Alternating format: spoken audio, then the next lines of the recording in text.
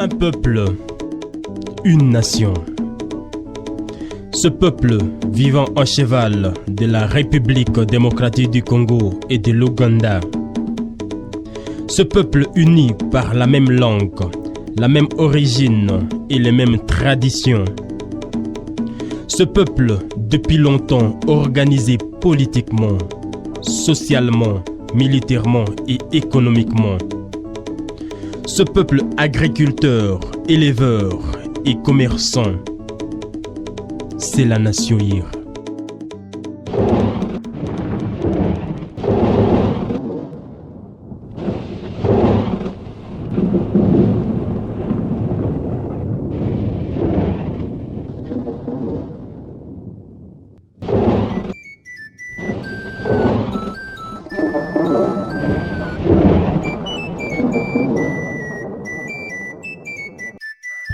À la fin du XVIIe et au début du XVIIIe siècle, on a assisté à deux vagues de migration importantes et presque simultanées de plusieurs clans Yira.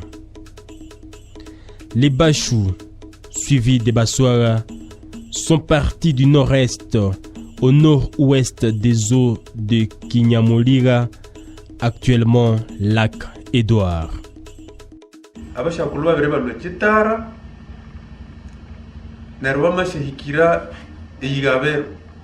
eyigabero yirebwanga ekasende eyigabiro eyi yine ebihanda byosi yiri abaswaga n'abasukali n'abahera n'abatangi abosi banahimbire oko yigabero oko ambukuno kotwagabanera tukalwe kitara ibwa sasa abantu bakasoka akaremba. Le vrai nom de ce coin là, le vrai nom de ce coin, c'est Igavero. C'est ça le vrai nom, Igavero, c'est-à-dire à Kinande, là où on s'était assis pour partager la terre. Bon, c'est là où ils s'étaient rassemblés pour dire non, c'est ici où nous allons voir comment distribuer la terre. Bon, à partir d'Igavero, bon, nos frères, surtout Baholu, ont pris le chemin du lac. Bon, les Batangi, les Basukali, les Baswaga, les Bamate aussi, bon, et ils ont pris, ils ont traversé maintenant la rivière Chambliki pour se reposer à Moussé Djamkour, sur la colline qu'on appelle le Moussé Djamkour. C'est juste à Karoruma. Bon, à partir de Tibiro, maintenant on a pris le chemin du sommet du mont Moulungu, à Issare, juste à quelques kilomètres de Mutender. Bon, à partir de Moulungu, on est descendu maintenant dans un lieu qu'on appelle Kalambi. Donc avant d'arriver à Mutendero, vous dépassez Kalambi. C'est là où le Moulimu, donc l'esprit qu'on appelle Kamuri, hein, Kamuri. Kamuri a dit, je ne peux plus, en tout cas, prolonger, je m'arrête ici. C'est un grand véranda de Honande, situé juste à quelques mètres de Mutendero. Bon, les Bachwaga, eux, se sont installés juste aussi à côté de Mutendero, dans un lieu qu'on appelle Katikari. Bon, les Batangi se sont installés dans un lieu qu'on appelle Lulinda. Les Batangi et les Bamate sont venus de l'autre bord vers le sud-ouest du lac sous la conduite du Mwami Kialama. Wakati ukitaramu ya motoro ya hika na Bamate na Batangi mubasa embere okubasere ku norkwenu mutwasira okundi kote yengezi na mutwasa grupe nene tutolo mu motoro mweyi mutwasa grupe nene na buli grupe bina tumudibere wayo mutwasania na aktiel bahunde na aktiel banyanga na bakumbure osere endineyo kuntuba matatosira mtosoki nani rivière Ishasha tumasokera na yeba kawalimo munobure Kisharo nene tumashalwaho tunafanya eskale ye laktile kiwanza laktile haku ne bitsumbe abakaulamo katwa kaneho laktile ndimo bakana rukumba ndimo lumo atakirikero wende donc toka na bema engona mu isharu nani hiyo tunachukua kwa kwinengeti isituta kungeti tu nero aindi parti endi brushing uma yava mate yamalava okumbiti yamaendelea alors que a groupe ne nibo yowe katukunduile kubiro hivyo ye yiki alama la tele kabasha na kabasa ama yama ameruko kochitwa nerasa abandi makla abandi sasa abandi batidere bama contourner chitwa chikabasha c'est ça maintenant la tele bahunde banyanga bakumbure banye ikobo tukidende les regarder à ma relation historique yayo.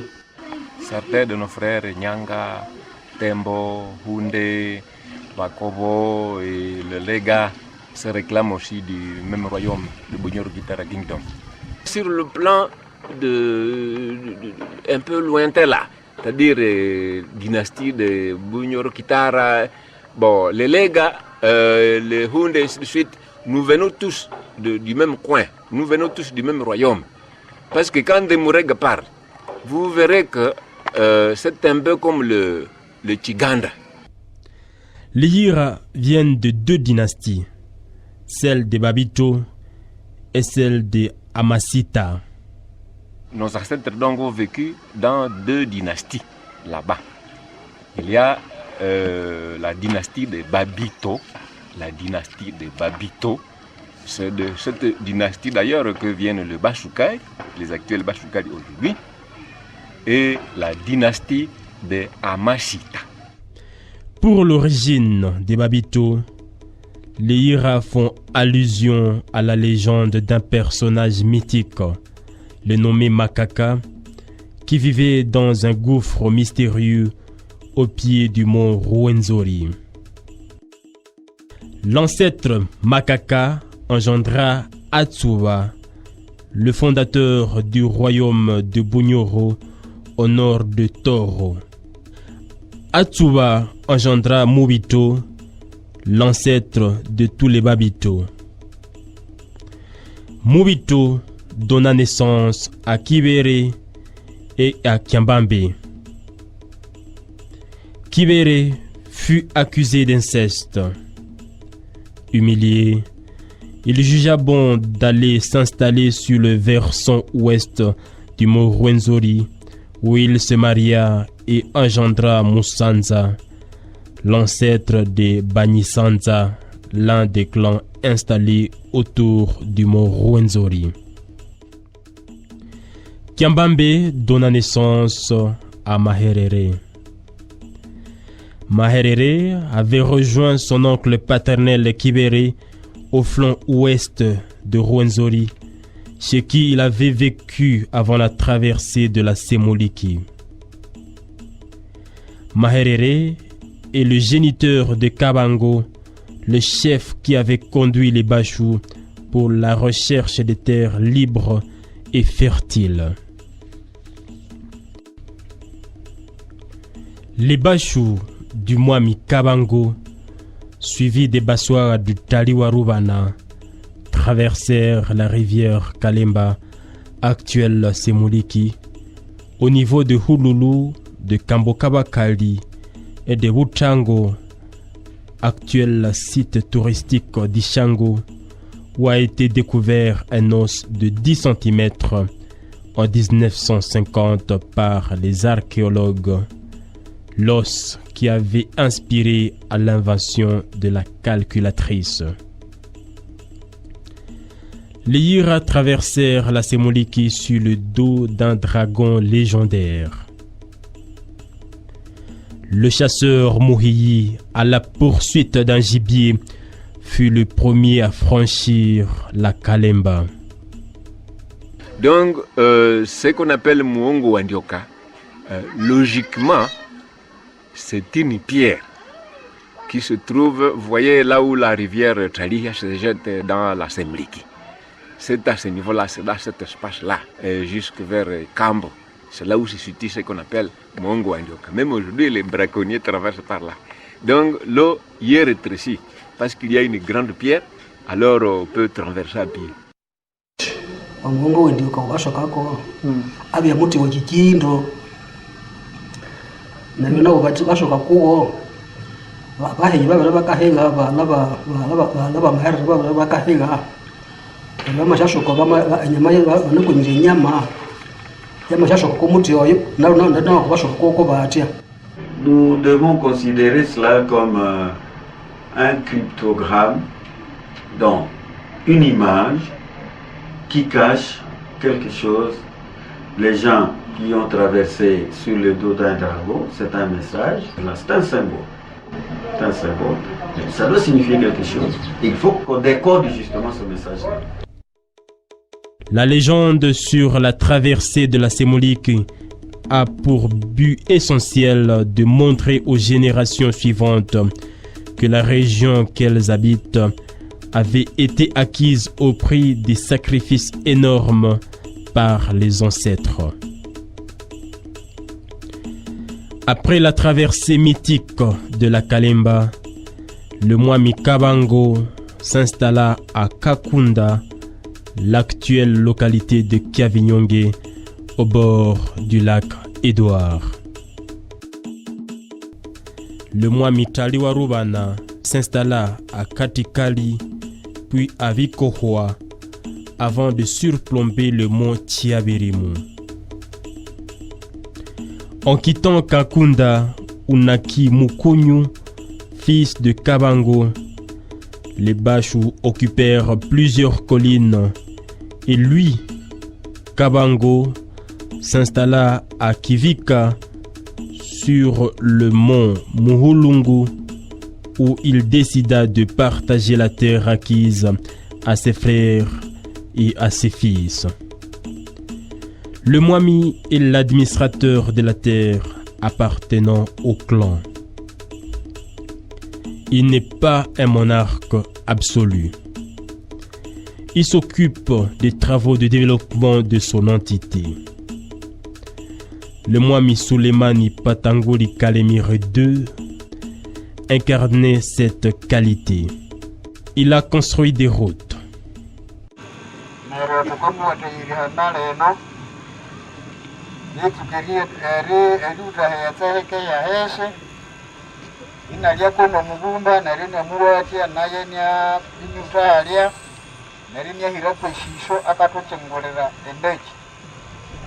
Il encourageait et protégeait les investisseurs dans sa chefferie. PDG na mamuhi weshinja presence yewe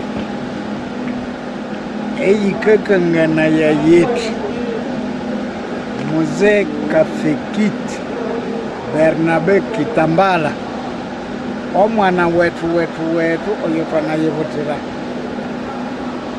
amalie na malie awerelangirate ekyo bali abatuletera umalio angalangere kamo abana bamose bangawera erichi modifie nili lazima ole wenu obogata nenzalo munyumba naho yoyo mabereto mobenganzala nerukambe nenyu imwe bitialio eri bikanganyambo abana sebangawera nagengo mwemi wenyu aronga usomolage nyeti ubushi oyungwemire oyukwemire na Kitambala aya were yushigaribe nyuma ase twehetseyo mobonje twangahikoko bubute. Le village traditionnel Yira était un espace bien délimité où les familles habitaient éparpillées et c'est là où s'exerçaient toutes les activités. La terre constituait la richesse principale et était une propriété collective de la famille. Elle était gérée suivant la hiérarchie du pouvoir. Nous avons vécu dans un système féodal. C'est le même système qui existe d'ailleurs aujourd'hui. Bon, celui qu'on appelle, ce qu'on appelle Mushochi, hein, en fait c'est le vassal, comme dans le système féodal en Europe. Après le Mushochi vient le suzerain, donc celui chez qui les vassaux amènent la redevance. Après ce suzerain-là, vous avez le seigneur. Donc, la finale même de la redevance. Donc, après le Seigneur, il n'y a personne, à part Dieu peut-être. Donc, c'était géré par 3 personnes au niveau, si vous parlez au niveau purement agricole. Bon, maintenant, sur le plan de la gestion elle-même, il y a Isemoine de la famille de Ban. C'est celui-là le responsable de la terre. Isemoine. Après lui, vient le Mwami Ouimbit, celui qui est supposé s'occuper de l'administration de ceux qui vivent sur cette terre-là, gérée par Isemoine. Il y a le Kachihou, il est l'équivalent du ministre de l'Intérieur. C'est lui qui est censé circuler pour voir comment les gens vivent, comment la terre est gérée. Il y a maintenant celui qu'on appelle Ngabwe, c'est lui l'équivalent du ministre de la Défense. Les gens qui vivent sur notre terre, est-ce qu'ils sont vraiment à paix? S'il y a un ennemi extérieur, que pouvons-nous faire pour que nos gens vivent en paix? Ce sont tous les 4 qui gèrent cette terre au niveau coutumier. Le chef du village avait le droit d'intervenir pour trancher les problèmes et les conflits de toutes sortes. Ok, ahali abantu sangabula libikufi kundi bandu babere baka basubirania kwesi ihamabiri bikufi me omulwa bashakulu byabya sibiringa ko biredi nawire abandu bakengene abandu banasi ero obule mundu neshirole yiwe yikuchitaka inashingi kuchitaka kwati nera makufli shavya tuseme shavya manene. Wakati ya zamani hatukujua kama dokima kwa maudongo, hakukuwa napana madokima, tulikuwa napana nini udongo bure, tunasema wewe utaanza hapa utaishia fasi fulani.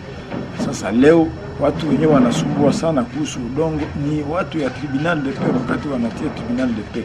Lakini leo ku tribunal de paix solution haipatikanaki. Unaweza kuwa mtu anaenda kusamba panda 5 na angali na samba na maneno haya katewaka, ili njoo inaleta fujo sana, na kunakuwa sasa wenyewe wako na pesa wanaenda kukorompe wa juge na wa juge wanapana udongo na muna wao wanataka. Certes, pour les conflits à caractère coutumier, ces praticiens de droit pour les tribunaux de paix sont assistés par des juges assesseurs qui sont censés connaître les coutumes locales. Mais bon, la spécialité pour les décisions de ces juridictions, c'est que ces juridictions rendent leurs décisions sur base de la procédure prévue par la loi. Alors que lorsqu'on regarde ces décisions vis-à-vis des décisions rendues par les juridictions de droit coutumier, alors on constate simplement lorsqu'on voit le caractère de décision de ces juridictions qu'il y a beaucoup de défaillances et beaucoup de lacunes vis-à-vis d'abord de la procédure et surtout de la connaissance du droit par ces juges. Les gens s'embrouillent à cause de l'intérêt individuel. Donc, vous êtes par exemple notre Seigneur, notre Isemoine, nous vendons la terre sans que vous soyez informés. C'est ce qui engendre aujourd'hui les conflits fonciers, parce que les gens ne se respectent plus. Mais la terre ne devait pas être vendue sans que le Isemoine soit informé, sans que le Seigneur le sache. Le Seigneur ne devait pas vendre la terre sans consulter le Mushochi, ou bien le Mushochi vendre la terre sans consulter le Mukama, ou bien le Mukama vendre la terre sans que le Seigneur ou le Mushochi le sache. C'est comme ça que la terre était gérée. À cause de l'intérêt individuel, bon, on va n'importe comment, on cherche l'argent. Quand on a déjà l'argent en poche, bon, pas emprisonner maintenant ceux qui peuvent réclamer. Pour la résolution des conflits armés, le Mwami recourait aux guerriers des différents clans. Le forgeron occupait une place capitale dans la cour royale. Il intervenait dans presque tous les domaines. Neryo aba umuhesi mukuru wa yala abeyuka hasaro mwami ye ebintu byosi epi ndirole iwe ini iyo uti kuchesero neryo naye ndirole iwe abini mukuru ndongwe iyo kahesera abami Lehu, c'était lui. Bon, ce qu'on appelle Miringa, hein, pour que le Issemame doit porter lors de l'intronisation, c'était le forgeron. Bon, Lehu, le machette, les serpettes. Donc, lui était en fait à côté du Mwame. C'était un technicien du Mwame. C'était même une richesse terrible, même la guerre. Il fallait toujours recourir au forgeron pour fabriquer les lances. Donc il était très important. Les Ira ont pu cohabiter avec les autres peuples grâce aux liens conjugaux et aux différentes alliances telles que le pacte de sang.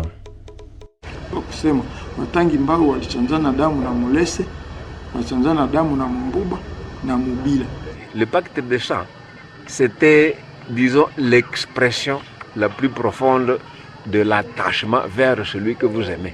Alors, tatoue un peu de ça, de ce côté, de votre côté, et on prend aussi un peu de ça de mon côté.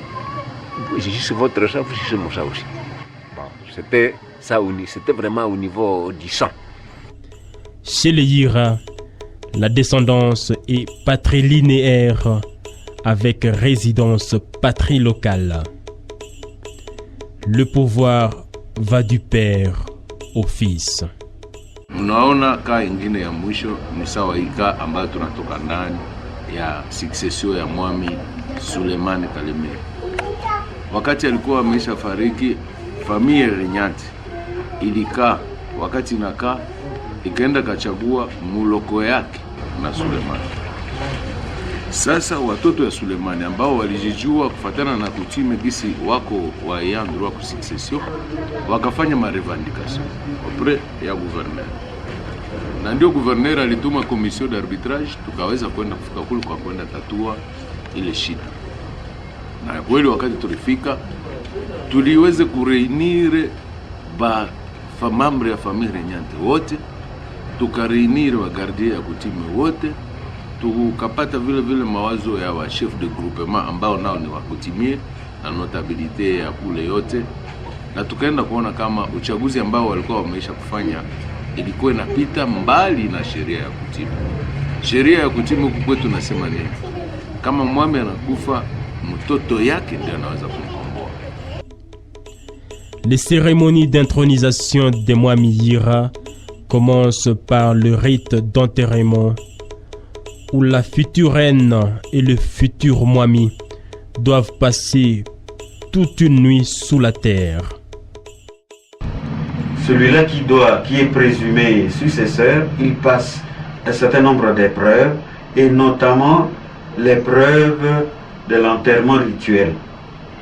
Et lorsque on procède à cet enterrement rituel du candidat, il est enterré avec une femme, celle qu'on appelle la Mumbo. En général, c'est une jeune fille qui est vierge, et il est supposé que cette femme doit concevoir lors de cette nuit dans la tombe. Et maintenant, c'est cet enfant qui est le successeur indiqué du chef lorsqu'il meurt. Akaya abandu ba machenga, akaya abandu abaka tarisa yakaya basinja, akaya aba tukaola mu kinandi cy'uturi mu baombo, abaombo c'est-à-dire bakabata shungomo, nabasinja c'est-à-dire bakapana mahano aho bwame nerabo bakatsuka bahika bari ebisi umo ibasifanya ma preuve ibasumetera ma preuve okumwame yuka desingoyo basuka bari bya ngana master kwene desenga era bamfanyira kwa majesté wabo kutimi bamfanyira kwa majesté wabo kutimi nera amabitoka ikabi amabitoka ngoko erifatana ngoko bandi ngoko bakavuga singiwa amabitoka amabirushe mu mitego yisheyo sakire kandi senga nera tubafanye ceremony ekutimia yo ibaronde myatsi yeye yatsi umukuko orubu nemene ndimete iyo bakalisa yo mwame iyo bakambala yo mwame na yo ainsi de suite nalibumba mundu kirya ku public na republique ni ya sata engoma yo kabla wo muliyomba donc ni cérémonie elle préparée yita shanga watu ngomange ngokumina yini plutôt na irona shongoma shikumbe shishatulika kona ngoma iba bo cérémonie yosi shongoma kumina ina shusina mo ndio abunga bana ma preuve ndio mama bichumu bishebyo nawe kura sei sofi kanishata kwa homa kanishata kwa nachi kanishata tonatia ndio baba bonebo imubabombo nengo kolumya bebeka bina tandi ndio engo kolumya bebeka ndio ibali bambona kwisi kabisa kwa mwatu ndio watengoma iyo bwame irianose. Le fait de passer une nuit dans la tombe rituelle symbolise que le Mwami continuera à jouer le rôle d'intermédiaire entre les vivants et les morts. Dans le rite d'enterrement rituel, il est supposé donc mourir déjà à ce moment-là et il ressuscite avec, à la fin du rite d'enterrement. Donc il ne peut pas mourir deux fois. Dans la tradition Yira, la maladie du Mwami est toujours cachée au peuple, car la santé du Mwami mesure la prospérité de la nation. Quand il est dans le coma, on dit qu'il a de la fièvre. S'il vient de mourir, on annonce alors sa maladie. C'est après les cérémonies de funérailles qu'on annonce que le trône est vacant, sans dire clairement que le chef est mort. Bon, de toutes les façons, quand vous avez un Mwami qui meurt, le principe c'est que pour annoncer d'abord sa maladie, ce n'est pas facile d'annoncer sa maladie parce qu'on ne le dit pas tout de suite. Il y a tout un langage autour de cet événement-là pour annoncer qu'il est malade, pour annoncer qu'il est mort. La mort du Mwami n'est annoncée que lorsque la mâchoire se détache de la tête. C'est à ce moment-là qu'on annonce que le Mwami est mort. Et quels sont ceux qui sont supposés voir que la mâchoire s'est déjà détachée? C'est ce qu'on appelle Paola, ou bien Vakak. Eux, à partir du moment où le Mwami est mort, bon, ils sont dans leur véranda, ils ne mangent que de la viande là-bas. Leur parfum, pour que l'odeur du cadavre ne puisse pas le gêner, ce sont les eaux qu'ils jettent dans le feu pour dissiper la mauvaise odeur. Alors, lorsqu'ils trouvent que la mâchoire est déjà prête à disparaître, ils attachent la corde du mouton à cette mâchoire et puis on effraie ce mouton-là. Et dans ce mouvement de vouloir s'échapper, le mouton arrache la mâchoire et puis directement on annonce que le Mwami est mort. Na unakuwa vile vile modernisme. Mwami hawezi kuitika akaya alishagonjwa akwe tu nyumbani, hapana. Ataenda kwa hospitali, na kwa hospitali wakati nyomo mtu anakufa inakuwa directement annoncé kwa watu, na unaona ina bouleverser wakati moya maetape ya asili. Mais malgré ile wakati nyomo wanaweza kuleta mwili wake kufikisha nyumba, lazima mbele kwanza ya kumuzika kupita ile makinga mbalimbali. So gisi tuliweza kuona wakati nyowe marehemu Sulemani aliweza kukufa, haiko kusema ile siku walimuleta ile siku alizikiwa, hapana. Walipasha kwanza kumutia officiellement ndani ya makao officiel ya Vuhovi, mekisha kesho yake tuliweza kumpeleka ndani ya makao ya Kutimu, fasi ambao wanaita Mtendero, na pale kulipita mbele kwanza maseremoni ya Kutimu, na kisha zile ndio kwa waliweza kumbeba sasa fasi yake ya mwisho. Un Mwami qui a subi l'épreuve d'intronisation ne peut pas assister à l'enterrement de notre Mwami. Kiasiri mimi ni mwami, tena mwami mwenyewe tayari ameshakuwa entronize, kadiri amepita ndani ya makinga ya kiasiri ya ndani. Alafu ni katazo sana kwa wewe mwami ambao ulishakuwa entronize, uenda kuona wakati wako unashukisha mwili ya mwenzako ndani ya udongo. Na ndio kwa maana mliona ile siku ya enterema ya ndugu Rafiki Sulemani, wakati ilikuwa ilishafika kwa etape ya kwenda kumstia ndani ya udongo, lazima ile wakati mimi singeweza kuonekana.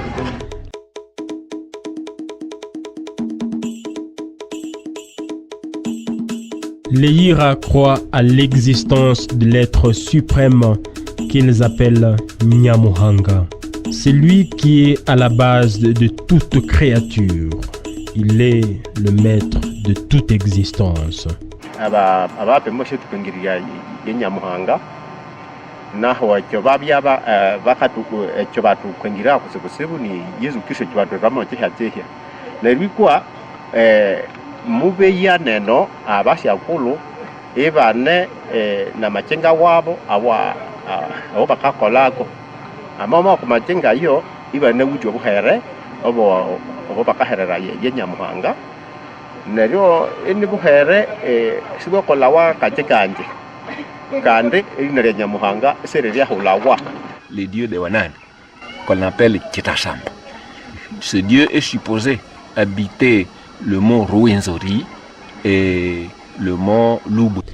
La croyance étrangère, comme l'islam ou le christianisme, s'accompagna de l'élimination progressive de certaines cultures rencontrées dans la nation Yira. Les facteurs les plus déterminants dans la destruction des croyances traditionnelles furent la diffusion des idées nouvelles sur la divinité et l'attitude négative des missionnaires à l'égard des cultures Yira. Il y a un aspect un peu négatif chez les musulmans qui a fait surtout peur au Ban. Le Mwami, lui, ne doit pas être circoncis. Ouais, en tout cas, le Mwami ne doit pas être circoncis. Bon, maintenant, les musulmans sont venus avec le système de circoncision. Bon, ça a fait fuir les Bam à ce niveau-là. Mais du côté polygamie, tout à fait d'accord, les Bam étaient prêts à rejoindre l'islam. Bon, pour le christianisme a été aussi positif dans certaines circonstances, notamment le mariage. Parce que là, le christianisme n'imposait pas les femmes comme dans la coutume. Mais par contre, on pouvait faire quoi? On pouvait choisir une femme de son choix. Mais le christianisme a été un peu aussi dangereux au niveau de la coutume, dans la mesure où certaines puissances ancestrales ont été considérées comme sorcelleries. Je vais citer ce que vous aviez évoqué, les hommes léopards. C'était notre système de défense. Mais pour le christianisme, c'est de la sorcellerie. Bon, les cérémonies de félicité de sol, qu'on appelle moken, tout ça, c'était la sorcellerie. Donc c'est pour cela qu'il y a eu une sorte d'incompréhension. Et puis, le christianisme semble n'avoir rien introduit de nouveau au niveau de croyance. Parce que dans le Bunande, on croyait à un seul Dieu, Nyamuhanga. Bon, la Sainte Vierge Marie, pour les catholiques par exemple, elle n'est pas différente de ce qu'on appelle Nyabinji. C'est la même chose. Jésus-Christ. Donc c'est Moussabouli. Vous voyez, Moussabouli, donc très respecté comme Jésus aujourd'hui. Nyamuhanga, plus respecté même que Dieu. Parce qu'on ne peut pas le citer. Les cultes sacrificiels offerts aux ancêtres sont fréquents chez les Yira. Le sacrifice à Nyamuhanga est décrété par le Mwami. Lors des cérémonies de sacrifice, la couleur noire est requise pour les rites de purification et de réconciliation, le blanc pour les rites de louange et de fécondité. Pour la recherche de l'abondance, tous les clans Yira se réfèrent à la colline de Mutendero chez les Bachou, considérée comme la terre sainte des Yira.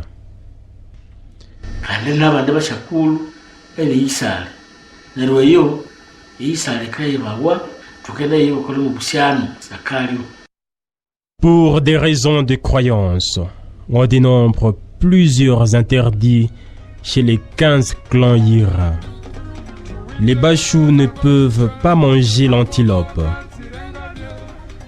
les Bassois le léopard, les Batira le buffle, les Bahira et les Baseru la pentade, les Banisanza l'éléphant, les Bavinga et les Bamate le babouin, les Bahambo l'oie blanche, les Bakunda le pangolin, les Balega le singe calobe, les Balumba le mouton noir, les Bainda le singe mangabei, les Batanji le gorille et les Basongora la sauterelle. La femme Yira a un grand rôle dans la société. Elle s'occupe de tous les travaux des champs après le défrichage par le mari. Chaque jour, elle consacre une grande partie de son temps aux travaux de ménage. Elle est au centre de l'économie domestique. Bon, la femme jouait beaucoup de rôle au niveau ancestral, même aujourd'hui. Et son rôle dépendait de ce qu'elle est dans ce cours-là. Mais la plus importante femme, surtout dans la coutume de Wanande, c'est la Mumbo. Donc son rôle s'est limité surtout à mettre au monde celui qui peut être successeur du moine ou successeur du roi, s'il faut parler en termes de roi. Malgré l'exclusion apparente de la femme du pouvoir juridique chez le peuple Yira, les hommes recouraient aux femmes supposées sages lors des palabres dans le village.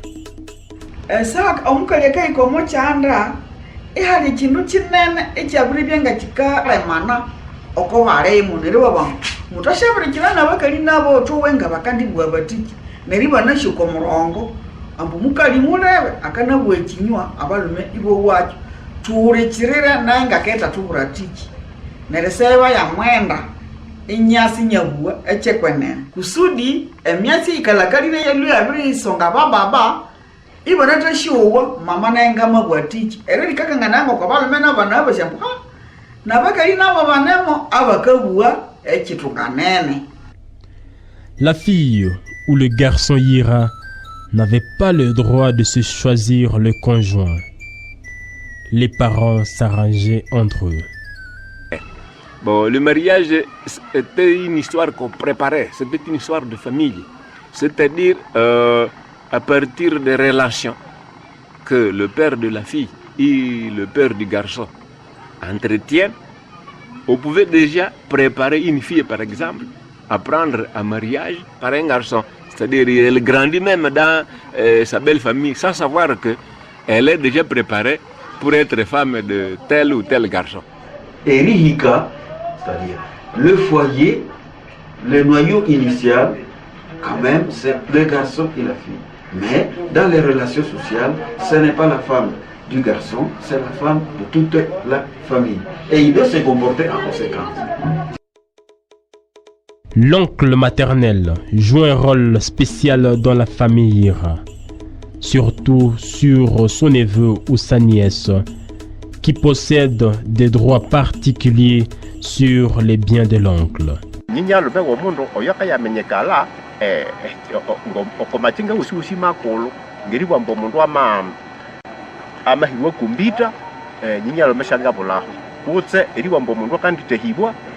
peka sianga bola hau manasonga naruni ute no butoji omwana mabeta rukana iyiyu kwa bweche echere manirako noni akane hikano kojeka ene gwatu omundu yokwe.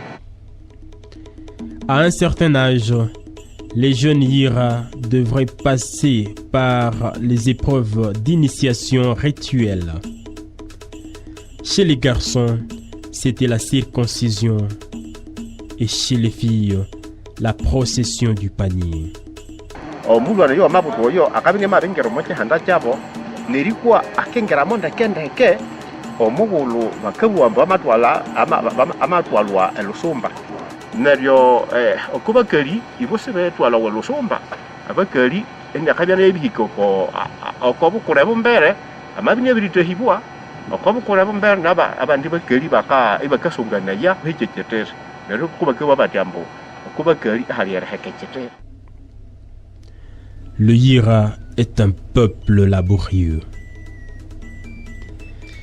L'activité principale des Yira, c'est l'agriculture. Ils cultivent les bananes plantains, des haricots, du sorgho, des éleusines, des taros, des ignames et d'autres plantes introduites dans le milieu Yira par les arabisés, le colon belge et anglais, comme le manioc, la patate douce, le chou-fleur, la pomme de terre, la canne à sucre, le quinquina, le café, le palmier à huile, ainsi que le papayer. Le peuple Yira s'occupe aussi de l'élevage. Depuis les années 1970, les Yira se sont investis dans le commerce et ont atteint un point supérieur à celui des autres peuples de la région grâce à la culture et au commerce du café. Les activités agro-pastorales et les commerces de sel-gemme, du café et de l'or sont la base même de l'épanouissement économique du peuple Yira. Le Bachou, sur le plan commercial, a eu l'avantage d'être presque à la frontière avec l'Ouganda. Donc la position géographique des Bachou les a beaucoup favorisés, notamment le sel, parce que c'était le premier produit de commerce à partir de nos ancêtres. Ce sont les Bachoukali qui gardent l'esprit qu'on appelle Kalish, donc l'esprit qui favorise l'élevage. Ce sont eux qui gardent ça. D'autres en ont profité pour faire des fermes. Et en plus, il y a un aspect négatif chez les Bachoukali, mais qui a favorisé d'autres. Ils sont égoïstes. Ça, c'est presque dans tous les boudins de maintenant. Donc cet égoïsme-là a favorisé la naissance d'un esprit de concurrence. De l'ancêtre Makaka aux actuels Bami, la vie du peuple Yira est toujours entourée des mythes, des légendes et des réalités indiscutables. Au Congo, les Yira prennent l'appellation des Banande et en Ouganda, ils sont appelés des Bakonzo. Ils ont la même culture et parlent la même langue. Les Banande et les Bakonzo se comprennent parfaitement. Les quelques différences linguistiques qu'on peut enregistrer ne peuvent être amputées qu'à la rupture survenue depuis le partage colonial de l'Afrique, mais aussi à la migration Yira. D'abord, ils sont un. Donc il n'y a rien qui les sépare, ils sont un. Et il suffit d'aller du côté de KCC, vous trouverez les Bachou, vous trouverez les Vassola, vous trouverez tous les clans que nous avons ici. Donc ils sont frères.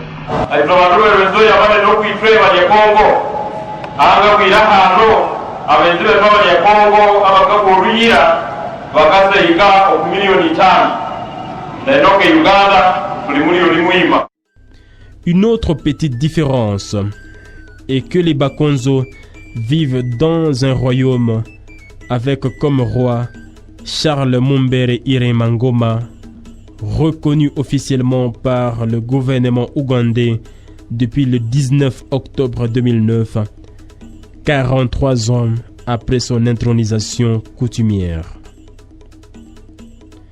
Quant aux Banandé, ils vivent dans des sortes d'États fédérés. Chaque Mwami est autonome, mais avec interdépendance dans des rites coutumiers. Mais au niveau, quand nous regardons ce qui arrive, ce qui se passe ici, sur le territoire congolais, on n'a pas vu une sorte de centralisation au sommet, au niveau de tous ces clans. Chaque clan est resté autonome avec son pouvoir. Mais cela ne veut pas dire qu'il n'y a pas de relations qui unissent les différents clans entre eux. Chaque chefferie a sa spécialité. Vous aurez par exemple une chefferie qui est spécialisée dans pour pouvoir par exemple au Mbita, et cette chefferie va offrir le Mbita au nouveau mois. Une autre chefferie va être spécialisée par exemple pour pouvoir à la nourriture, et c'est le cas d'Issale par exemple, qui est reconnu dans les monades comme étant la chefferie qui a les charismes pour pouvoir donner l'abondance en nourriture par exemple aux autres clans. Ce sont eux qui ont cette charge-là.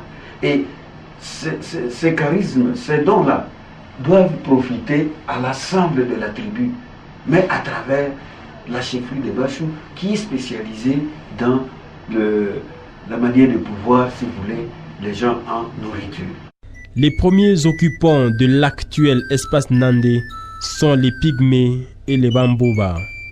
Les tout premiers occupants dans le Bunande, ce sont les Pygmées, donc à pigmentation rouge. Ce sont là les premiers occupants de ce coin ici. Alors eux se déplaçaient au fur et à mesure qu'on exterminait la forêt. Bon, il y a aussi une autre catégorie de ceux-là qui ne sont pas nécessairement des Bamboutes, mais qu'on appelle les Bachomba, qui sont comme nous. Eux étaient ici. Bon, au niveau de Beni, bon, de toute façon, nos frères Bambouba sont parmi les premiers occupants de cette forêt-là, avant même que les Landes n'entrent. Les Bambouba, les Babila aussi. À l'heure actuelle, le peuple Yira occupe près de 40 000 km². Il cherche à sauvegarder à tout prix la terre héritée des ancêtres.